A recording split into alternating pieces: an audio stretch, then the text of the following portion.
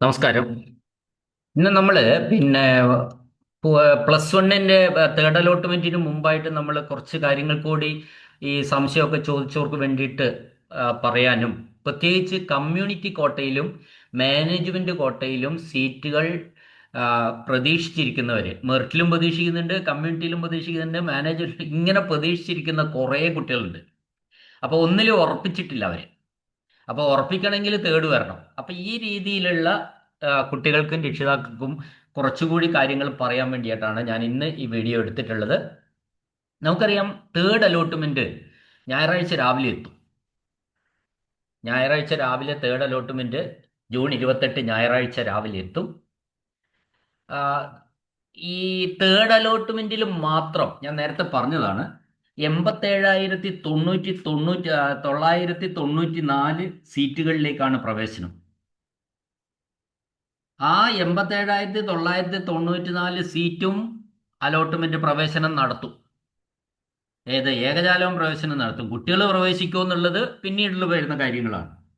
അപ്പോൾ ഒരു സീറ്റ് ബാക്കിയില്ലാതെ 87,994 സീറ്റിലും ഒരു സീറ്റ് പോലും ബാക്കി വെക്കാതെ അലോട്ട്മെന്റ് നടത്തും. കുട്ടികൾ ചേരുന്നുണ്ടോ എന്നറിയണമെങ്കിൽ പിന്നീടുള്ള ദിവസങ്ങളിൽ മാത്രമാണ് നമുക്ക് അറിയാൻ കഴിയുക. അപ്പോൾ സെക്കൻഡ് അലോട്ട്മെന്റിനേക്കാൾ ശരിക്കും നാലിരട്ടി കുട്ടികൾക്ക് പ്രവേശനം കിട്ടും.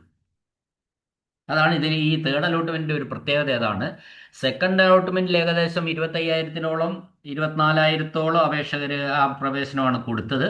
എന്നാൽ തേർഡ് അലോട്ട്മെന്റിൽ അതിനെ സംബന്ധിച്ച് പറയുമ്പോൾ ഒരു നാലിരട്ടി പിന്നെ കുട്ടികൾക്ക് പ്രവേശനം കിട്ടും. മാത്രമല്ല, ഈ മറ്റൊരു അറിയിപ്പ് പറയാനുള്ളതെന്ന് വെച്ചാൽ പ്ലസ് വണ്ണിന്റെ ക്ലാസ്സുകൾ ജൂലൈ 6-ന് ആരംഭിക്കും.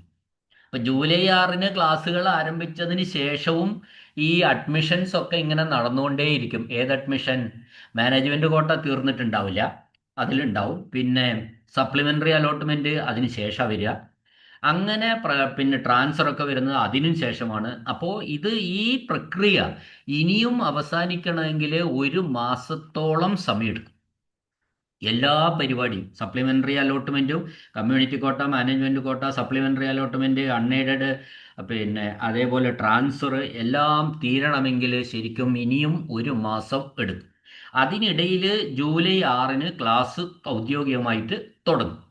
പിന്നെ ചേരുന്നവര് ചേരുക എന്ന് മാത്രമേ ഉള്ളൂ. അത് ഒന്നും രണ്ടും ഒരു സ്കൂളിൽ 3, 4, 5, 10 താഴെ കുട്ടികളൊക്കെ ആ ബാക്കി ഉണ്ടാവുള്ളൂ. അപ്പോ ഇനി താൽക്കാലിക പ്രവേശനം, ഇപ്പൊ തേർഡ് അലോട്ട്മെന്റിന്റെ ഒരു പ്രത്യേകത എന്ന് പറയുന്നത്, ഇനി താൽക്കാലിക പ്രവേശനം എന്ന് പറയുന്ന ഒരു പരിപാടി ഇല്ല, അത് കഴിഞ്ഞു. ഫീസ് അടച്ച് സ്ഥിരപ്രവേശനം നേടണം. ഇനി പല രീതിയിലുള്ള കുട്ടികളാണ്. മൂന്നാം അലോട്ട്മെന്റ് ഹയർ ഓപ്ഷൻ പ്രതീക്ഷിക്കുന്ന കുട്ടികളുണ്ട്. അപ്പോൾ തേർഡ് അലോട്ട്മെന്റിൽ ഹയർ ഓപ്ഷൻ കിട്ടിയ കുട്ടികൾ എന്ത് ചെയ്യണം? പഴയ സ്കൂളിൽ നിന്ന് നിങ്ങൾ അവിടെ കൊടുത്ത ഡോക്യുമെന്റ്സ് ഒക്കെ, ടി.സി, പിന്നെ കോണ്ടന്റ് സർട്ടിഫിക്കറ്റ്, പിന്നെ നിങ്ങളുടെ പിന്നെ അലോട്ട്മെന്റ് ലെറ്റർ, പിന്നെ സർട്ടിഫിക്കറ്റുകളെല്ലാം വാങ്ങി പുതിയ സ്കൂളിൽ കൊണ്ടുപോയി കൊടുത്ത് അവിടെ ഫീസ് അടച്ച് സ്ഥിരപ്രവേശനം നേടണം. ഇനി രണ്ടാമത്തെ, തേർഡിലും കിട്ടാത്തവരുണ്ടെങ്കിൽ അങ്ങനെയും വരാമല്ലോ. ഞാൻ ഇങ്ങനെയൊക്കെ പറഞ്ഞുവെങ്കിലും തേർഡിലും കിട്ടാത്തവരുണ്ടാവും. ഈ തേർഡില് കിട്ടാതിരിക്കാനുള്ള ഒരു പ്രധാനപ്പെട്ട കാരണം എന്താന്ന് വെച്ചാൽ, നമ്മൾ ഈ ആവശ്യക്കാര് കുറവുള്ളിടത്ത് സീറ്റ് കൂടുതലുണ്ട്. ആവശ്യക്കാര് കൂടുതലുള്ളിടത്ത് വേണ്ടത്ര സീറ്റുകൾ ഇല്ലാത്ത ഒരു പ്രശ്നം നിലനിൽക്കുന്നുണ്ട്. അതാണ് അങ്ങനെ ഉള്ള ഒരു സംഭവം വരാൻ ഒരു കാരണം. അപ്പോൾ അങ്ങനെ കിട്ടാത്തവരുണ്ടെങ്കിൽ, തേർഡിലും കിട്ടാത്തവരുണ്ടെങ്കിൽ അവർക്ക് സപ്ലിമെന്ററിയിൽ അപേക്ഷിക്കാം. ഞാൻ അടുത്ത വീഡിയോ സപ്ലിമെന്ററി കോട്ടയ്ക്കുള്ള കുട്ടികൾക്ക് വേണ്ടിയിട്ടാണ് അടുത്ത വീഡിയോ ഞാൻ കഴിവതും ഇന്ന് തന്നെ ചെയ്യാം. അപ്പോൾ അതിൻ്റെ രീതികളൊക്കെ എങ്ങനെയാണെന്ന് വിശദമായിട്ട് ഞാൻ പറഞ്ഞു തരാം. പിന്നെ ഞാൻ പറഞ്ഞല്ലോ, നിങ്ങൾ ഈ എല്ലാ കുട്ടികൾക്കും ഏതെങ്കിലും കോട്ടയിലൊക്കെ പ്രവേശനം കിട്ടുന്നത് വരെ ഞാൻ ഈ ക്ലാസ്സുകൾ കൃത്യമായിട്ട് നിങ്ങൾക്ക് ഉപദേശങ്ങൾ തന്നുകൊണ്ടേ ഇരിക്കും. അപ്പോൾ അങ്ങനെ സപ്ലിമെന്ററി അലോട്ട്മെന്റിന് അപേക്ഷിക്കണമെങ്കിൽ, സപ്ലിമെന്ററി അലോട്ട്മെന്റിന് ആരാ അപേക്ഷിക്കേണ്ടത്? ഇതുവരെ എവിടെയും കിട്ടാത്തവർ. ഒരു അലോട്ട്മെന്റിൽ കിട്ടിയിട്ട് പോയില്ല എങ്കിൽ സപ്ലിമെന്ററിൽ അപേക്ഷിക്കാൻ പറ്റില്ല. റിജക്റ്റ് ചെയ്തവരെ അപേക്ഷിക്കാം, ഇതുവരെ കിട്ടാത്തവർക്ക് അപേക്ഷിക്കാം. അപ്പോൾ മെറിറ്റിലോ കമ്മ്യൂണിറ്റിയിലോ മാനേജ്മെന്റിലോ എവിടെയും ഇതുവരെ ശരിയാകാത്തവർക്ക് സപ്ലിമെന്ററി അലോട്ട്മെന്റിന് അപേക്ഷിക്കാം. ജൂലൈ 11 മുതലായിരിക്കും മിക്കവാറും സപ്ലിമെന്ററി അലോട്ട്മെന്റുകൾ തുടങ്ങുന്നത്. ഇപ്പൊ സപ്ലിമെന്ററി അലോട്ട്മെന്റ് തുടങ്ങണമെങ്കിൽ ശരിക്കും വേക്കൻസികൾ ആദ്യം കാണിക്കണം. ഒഴിവുകൾ ഓരോ സ്കൂളിലും ഉള്ള ഒഴിവുകൾ കാണിച്ചിട്ട് ആ സപ്ലിമെന്ററി അലോട്ട്മെന്റ് നടക്കുന്നത്. ഞാൻ വിശദമായിട്ട് അതിൽ പറയാം. മറ്റൊന്ന് ശ്രദ്ധിക്കേണ്ട, തേർഡ് അലോട്ട്മെന്റ് ശ്രദ്ധിക്കേണ്ട കാര്യം എന്താണെന്ന് വെച്ചാൽ, ഫീസ് അടച്ച് ഇതുവരെ ഫീസ് അടച്ചിട്ട് പ്രവേശനം നേടിയ കുട്ടികൾ ഈ തേർഡ് അലോട്ട്മെന്റ് പരിശോധിക്കേണ്ട യാതൊരു ആവശ്യവുമില്ല. അപ്പോൾ അവർ സ്ഥിരപ്രവേശനം നേരത്തെ നേടിയവരാണ്. ഇനി അവർക്ക് മറ്റൊരു ഓപ്ഷൻ ഇല്ലാത്തതുകൊണ്ട് അവർ തേർഡ് അലോട്ട്മെന്റ് പരിശോധിക്കേണ്ടതില്ല. ഇനി കുട്ടികൾ ഏറ്റവും കൂടുതൽ ശ്രദ്ധിക്കണം, വളരെയധികം ശ്രദ്ധിക്കേണ്ട പ്രധാനപ്പെട്ട കാര്യം ഇതാണ്: ഒരേ കുട്ടികൾ തന്നെ പല ലിസ്റ്റുകളിൽ വരാൻ സാധ്യതയുണ്ട്. ഒരേ കുട്ടികൾ തന്നെ ആ പല ലിസ്റ്റ് ഏതാ? ഏകജാലകത്തിന്റെ മെറിറ്റ് ലിസ്റ്റിൽ വരാം, സ്പോർട്സ് കോട്ടയിൽ വരാം, കമ്മ്യൂണിറ്റി കോട്ടയിൽ വരാം, അവർ ചിലപ്പോൾ മാനേജ്മെന്റ് കോട്ടയിലും അപേക്ഷ കൊടുത്തിട്ടുണ്ടാവും. അപ്പൊ ഈ 4 സാധ്യത നിൽക്കുന്ന കുട്ടികൾ ഉണ്ടാവും. മെറിറ്റ് കോട്ടയിൽ സാധ്യതയുണ്ട്, സ്പോർട്സ് കോട്ടയിലും ഉണ്ട്, അവര് കമ്മ്യൂണിറ്റി കോട്ടയിലും കൊടുത്തിട്ടുണ്ട്, മാനേജ്മെന്റ് കോട്ടയിലും കൊടുത്തിട്ടുണ്ട്. അപ്പൊ ഇതിലേതിലെങ്കിലും സ്ഥിരപ്രവേശനം, ഏത് പ്രവേശനം? സ്ഥിരപ്രവേശനം നിങ്ങൾ നേടുമ്പോൾ വളരെ ആലോചിച്ച് തീരുമാനം എടുക്കണം. ഈ 4ലും വരുന്ന കുട്ടികൾ ഉണ്ടാവും. അപ്പൊ ഏതിലാണ് നിങ്ങൾക്ക് ഏറ്റവും അനുയോജ്യം, ഏതാണ് കുട്ടിയെ സംബന്ധിച്ച് ഏറ്റവും നല്ലത്, പോയി വരാൻ ഏറ്റവും നല്ലത് ഏതാണ്, ഏത് കോഴ്സാണ് കുട്ടിക്ക് ഇഷ്ടം, അല്ലെങ്കിൽ കുട്ടിക്ക് പഠിക്കാൻ കഴിയുന്നത് ഏത് കോഴ്സാണ്, ഏത് സ്കൂളാണ് നിങ്ങൾക്ക് താല്പര്യം, ഇത്തരം കാര്യങ്ങൾ മുഴുവൻ പരിശോധിച്ചിട്ട് വേണം ഏതെങ്കിലും കോട്ടയിൽ പോയിട്ട് സ്ഥിരപ്രവേശനം നേടാൻ. ഒരിക്കൽ സ്ഥിരപ്രവേശനം നേടിയാൽ നിങ്ങൾക്ക് ആ ലിങ്ക് പിന്നെ കിട്ടുന്നതല്ല. ഇപ്പൊ നിങ്ങൾ പിന്നെ സ്പോർട്സ് കോട്ടയിൽ സ്ഥിരപ്രവേശനം നേടി എന്ന് വിചാരിച്ചോ, ഇപ്പുറത്ത് മെറിറ്റിൽ വരുമ്പോൾ അവിടെ ഈ ലിങ്ക് ഉണ്ടാവില്ല. അപ്പൊ അത് നമ്മൾ വളരെ ശ്രദ്ധിക്കണം.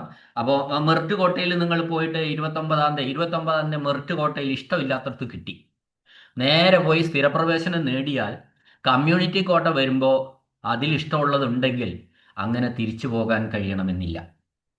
അപ്പോൾ സ്ഥിരപ്രവേശനം നേടുന്നതിന് മുമ്പ് നിങ്ങൾ ഈ കാര്യങ്ങൾ കൃത്യമായിട്ട് തീരുമാനം എടുക്കണം. ഏതാണ് ഏറ്റവും നല്ലത്? മെറിറ്റാണോ, ഏകജാലകത്തിന്റെ മെറിറ്റിലെ കിട്ടിയിരിക്കുന്നതാണോ, അല്ല കമ്മ്യൂണിറ്റി കോട്ടയിൽ കിട്ടാൻ പോകുന്നതാണോ, സ്പോർട്സ് കോട്ടയിലുണ്ട് അതാണോ നല്ലത്? പക്ഷെ തീരുമാനം താമസിപ്പിക്കാൻ പറ്റില്ല. ആ 29, 30, 1, 2 തീയതികളിൽ എടുക്കണം.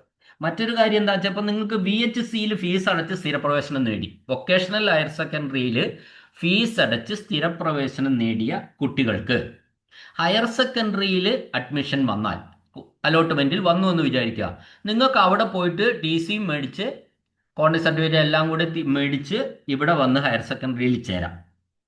അതുപോലെ ഇവിടെ താൽക്കാലിക പ്രവേശനം നേടിയ ഹയർ സെക്കൻഡറിയിൽ താൽക്കാലിക പ്രവേശനം നേടിയ ഒരു കുട്ടിക്ക് വൊക്കേഷണൽ ഹയർ സെക്കൻഡറിയിൽ കിട്ടി, ഉറപ്പാണ്, ഉറച്ച സീറ്റ് കിട്ടി. ഇവിടുന്ന് എല്ലാം കൂടെ വാങ്ങി അവിടെ കൊണ്ടുപോയി ചേരാം. അതിനൊരു കുഴപ്പമില്ല. സ്ഥിരപ്രവേശനം നേടിയാലും ശരി, താൽക്കാലിക പ്രവേശനം നേടിയാലും ശരി, ഇവിടുന്ന് അങ്ങോട്ടും അവിടുന്ന് ഇങ്ങോട്ടും വരാൻ ഒരു കുഴപ്പമില്ല. കാരണം ഇത് രണ്ടും രണ്ടാണ്. ഹയർ സെക്കൻഡറിയും വൊക്കേഷണൽ ഹയർ സെക്കൻഡറിയും തമ്മിൽ ലിങ്കൊന്നുമില്ല. അത് രണ്ടും രണ്ട് സംവിധാനമാണ്. അതുകൊണ്ട് ഇവിടെ ചേർന്നാൽ അങ്ങോട്ട് പോകാം, അവിടെ ചേർന്നാൽ ഇങ്ങോട്ടും വരാവുന്നത്, അതിനൊരു തടസ്സവും ഇല്ല. എന്നാൽ ഈ സ്പോർട്സ് കോട്ട എന്ന് പറയുന്നതും കമ്മ്യൂണിറ്റി കോട്ട എന്ന് പറയുന്നതും മാനേജ്മെന്റ് കോട്ട എന്ന് പറയുന്നതും മെറിറ്റ് കോട്ട എന്ന് പറയുന്നതും ഒക്കെ ഹയർ സെക്കൻഡറിയിലെ ഏകജാലകത്തിന്റെ ഒരൊറ്റ സംവിധാനത്തിന്റെ 4 ഭാഗങ്ങളാണ്. ഒരേ സംവിധാനമാണ്. അപ്പോൾ ആ ഭാഗങ്ങളിൽ എവിടെങ്കിലും പോയിട്ട് പെർമനന്റ് അഡ്മിഷൻ എടുത്താൽ, സ്ഥിരപ്രവേശനം എടുത്താൽ മറ്റൊന്നിലേക്ക് മാറാൻ നിങ്ങൾക്ക് പറ്റിക്കൊള്ളണമെന്നില്ല. അത് നമ്മൾ വളരെ ശ്രദ്ധിക്കണം. അപ്പോൾ ഏത് വേണമെന്ന് നമ്മൾ ഉറച്ച തീരുമാനം, കാര്യകാരണങ്ങൾ സഹിതം എടുത്തിട്ട് മാത്രമേ പ്രവേശനം നേടാവൂ.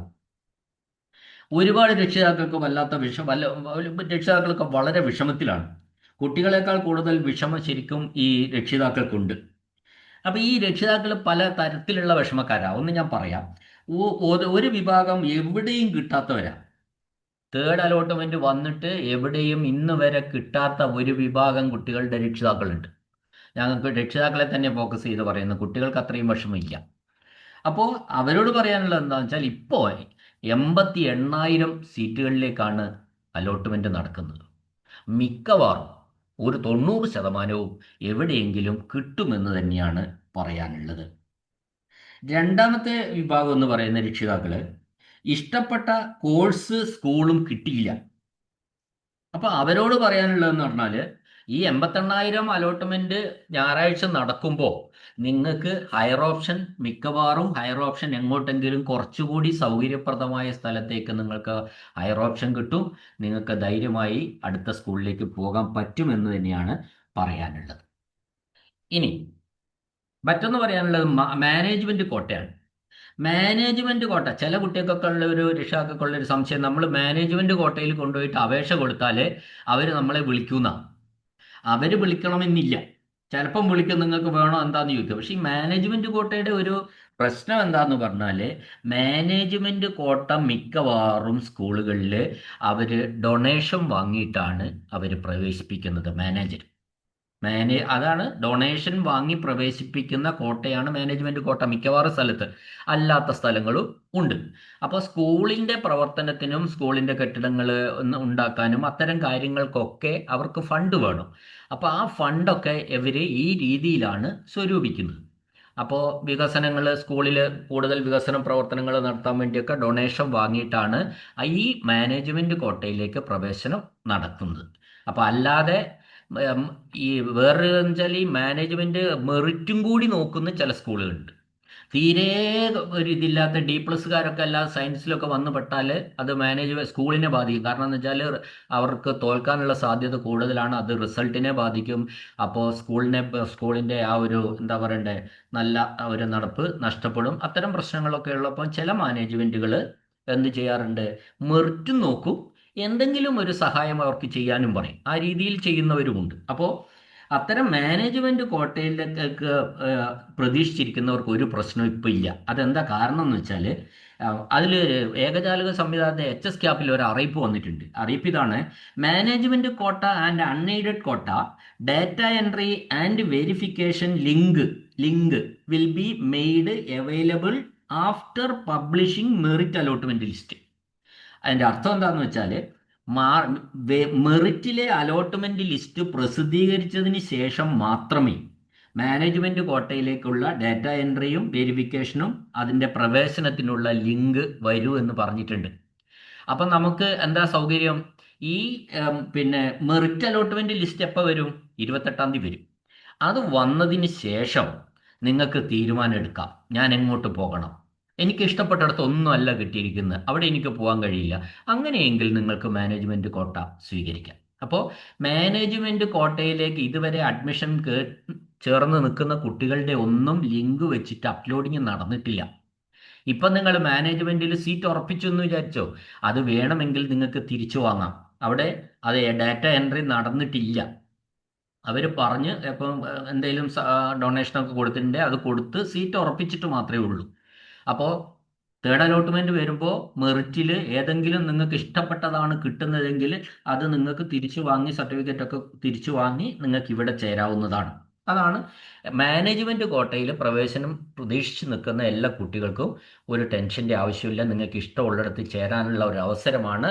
ഈ ഒരു അറിയിപ്പോടുകൂടി, പ്രത്യേക അറിയിപ്പായിട്ടാണ് അത് വന്നിട്ടുള്ളത്. അപ്പോൾ ആ മാനേജ്മെന്റ് കോട്ടയിലേക്കുള്ള ലിങ്ക് എന്ന് മുതലേ വരുള്ളൂ? 29-ാം തീയതി മുതലേ കാണുള്ളൂ. അപ്പോഴേക്ക് നമ്മുടെ എന്തായി, മെറിറ്റ് തേർഡ് അലോട്ട്മെന്റ് വരികയും ചെയ്യും. അപ്പോൾ ഇവിടെ കിട്ടിയില്ലേ അവിടെ പോയാൽ മതി. അപ്പോൾ ഇനി മറ്റൊന്ന് കമ്മ്യൂണിറ്റി കോട്ടക്കാരൻ. കമ്മ്യൂണിറ്റി കോട്ടയിൽ അപേക്ഷ കൊടുത്ത് നിൽക്കുന്നവരെ ഏറ്റവും ശ്രദ്ധിക്കേണ്ടവര് കമ്മ്യൂണിറ്റി കോട്ട. വളരെ ഒരു വല്ലാത്ത ക്രിട്ടിക്കൽ സിറ്റുവേഷനിലാണ് ഈ കമ്മ്യൂണിറ്റി കോട്ടക്കാർ ഇപ്പം നിൽക്കുന്നത്. അതിന്റെ കാരണം എന്താന്ന് പറഞ്ഞാൽ, ഇപ്പോഴത്തെ നിലയിൽ കമ്മ്യൂണിറ്റി കോട്ടയുടെ റാങ്ക് ലിസ്റ്റ് ജൂലൈ 2-ന് മാത്രമേ വരുള്ളൂ.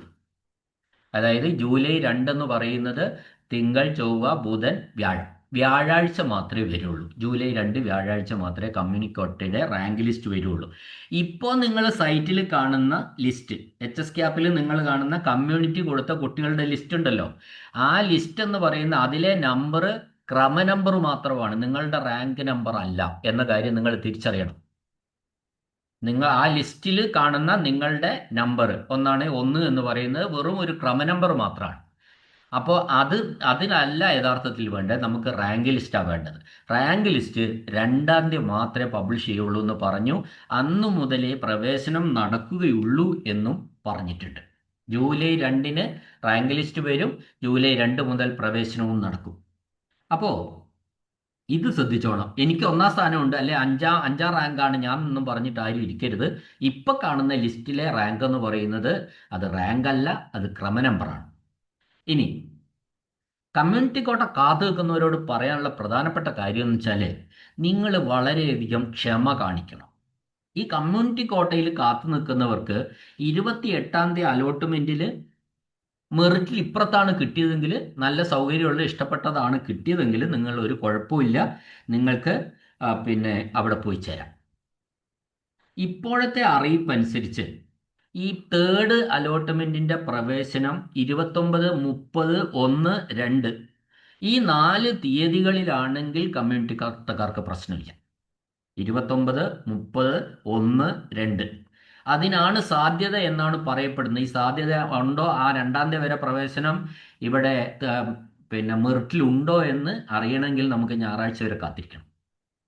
അങ്ങനെയാണെങ്കിൽ കുഴപ്പമില്ല. കാരണം എന്താ, 29, 30, 1, 2 ഈ 2-ാം തീയതി 5 മണിക്കുള്ളിൽ അങ്ങനെയാണ് ചേർന്നാൽ മതി എന്ന് അതിൻ്റെ അർത്ഥം.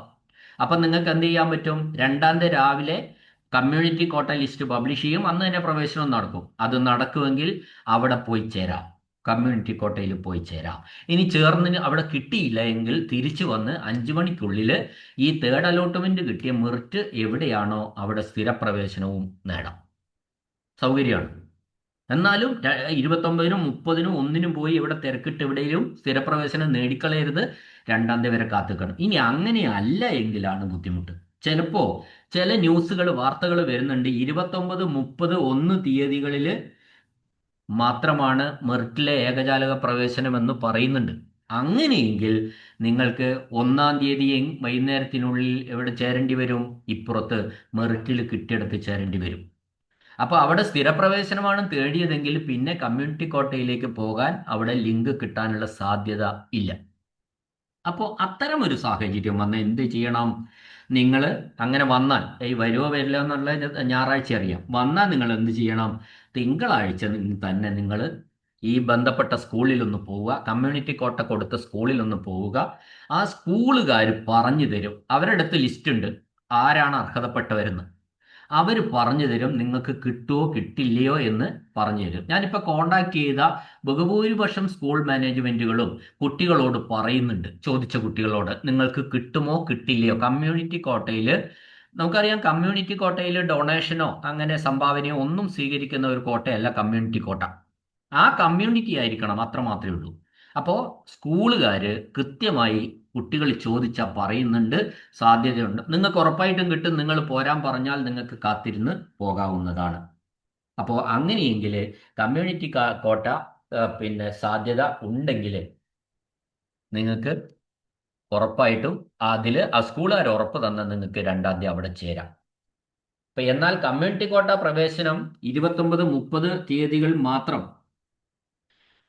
മെറിറ്റ് കോട്ടയിൽ 29, 30, 1 തീയതികളിൽ മാത്രമാണെങ്കിൽ നമുക്ക് ബുദ്ധിമുട്ടാകും. അങ്ങനെയെങ്കിൽ സ്കൂളിൽ നിങ്ങൾ എന്ന് പോകണം, 29-ാം തീയതി തന്നെ പോയിട്ട് അവിടുത്തെ കമ്മ്യൂണിറ്റി കോട്ടയിൽ എൻ്റെ കുട്ടിയുടെ ഒരു അവസ്ഥ എന്താണ് സാധ്യതയുണ്ടോ, കിട്ടുമോ, ഉറപ്പ് പറഞ്ഞാൽ ഓക്കെ, അല്ല സാധ്യതയുണ്ട് നോക്കാമെന്ന് പറഞ്ഞാൽ നമുക്ക് ഉറപ്പില്ല എന്നാണ് അർത്ഥം. അപ്പോൾ അങ്ങനെ സ്കൂൾ മാനേജ്മെന്റ് കൃത്യമായിട്ട് വിവരങ്ങൾ പറഞ്ഞു കൊടുക്കുന്നുണ്ട്. നിങ്ങൾക്കൊന്ന് പോയി നോക്കിയതിന് ശേഷം മാത്രമേ ഏകജാലകത്തിന്റെ മെറിറ്റിൽ പ്രവേശനം നേടാവൂ. എന്തായാലും ഞായറാഴ്ച അറിയാം, ഞായറാഴ്ച രാവിലെ ഇത് കൃത്യമായിട്ട് അറിയാം. അവസാന വാക്ക് ഞാൻ ഞായറാഴ്ച പറഞ്ഞു തരാം. പിന്നെ ഒന്നിനും തിരക്ക് വെക്കരുത്. വളരെ തീരുമാനങ്ങൾ എപ്പോഴും നിർണായകമാണ് ഈ 4-ലും കടക്കുന്നവരെ സംബന്ധിച്ചിടത്തോളം. അപ്പോൾ നമുക്ക് ഈ ഏതൊക്കെ മെറിറ്റിലെ അലോട്ട്മെന്റ് ഇങ്ങനെ വന്നാലും മെറിറ്റിലെ പ്രവേശനം ഏതൊക്കെ തീയതികളിലാണ് എന്നതിനെ അടിസ്ഥാനപ്പെടുത്തി നമുക്ക് ഞായറാഴ്ച ഒരു അപ്ഡേറ്റ് ചെയ്യാം. അന്ന് ഞാൻ കൃത്യം രാവിലെ കാര്യങ്ങൾ പറഞ്ഞു തരാം. തിങ്കളാഴ്ചയല്ലേ വർക്കിംഗ് ഡേ ഇനി വരുന്നുള്ളൂ, നാളെ ശരിയാണല്ലോ, ഞായർ, തിങ്കൾ. അപ്പോൾ ഓക്കെ, അങ്ങനെ ചെയ്യാം. അപ്പോൾ എന്ത് തന്നെയായാലും നമ്മൾ എല്ലാവരും വളരെ ക്ഷമയോടെ ഇരിക്കുക. എല്ലാവർക്കും പ്രവേശനമൊക്കെ കിട്ടും, അതിൽ സംശയമൊന്നുമില്ല. അതിന് ഏതെങ്കിലും കുട്ടികൾക്ക് കിട്ടാതെ വന്നാൽ സപ്ലിമെൻ്ററിയിൽ ഒരുപാട് വേക്കൻസി ഉണ്ട്. ആ വേക്കൻസി എങ്ങനെ വരുമെന്നും ഞാനിപ്പോൾ അടുത്ത വീഡിയോയിൽ പറഞ്ഞു തരാം. ഓക്കെ, കേട്ട എല്ലാവർക്കും എല്ലാവരും പിന്നെ സന്തോഷമായിട്ടിരിക്കുക, ഒരു പ്രശ്നങ്ങളും ഇല്ല. നമുക്ക് നന്നായിട്ട് സുഖമായിട്ട് വളരെ ഈസി ആയിട്ട് പ്രവേശനം കിട്ടും. എല്ലാവർക്കും കേരളത്തിൽ പഠിക്കാൻ ആഗ്രഹമുള്ള എല്ലാ കുട്ടികൾക്കും പ്രവേശനം കിട്ടും, പഠിക്കാനുള്ള അവസരം ഉണ്ടാവുകയും ചെയ്യും. ഓക്കെ, കേട്ട എല്ലാവർക്കും നന്ദി, നമസ്കാരം.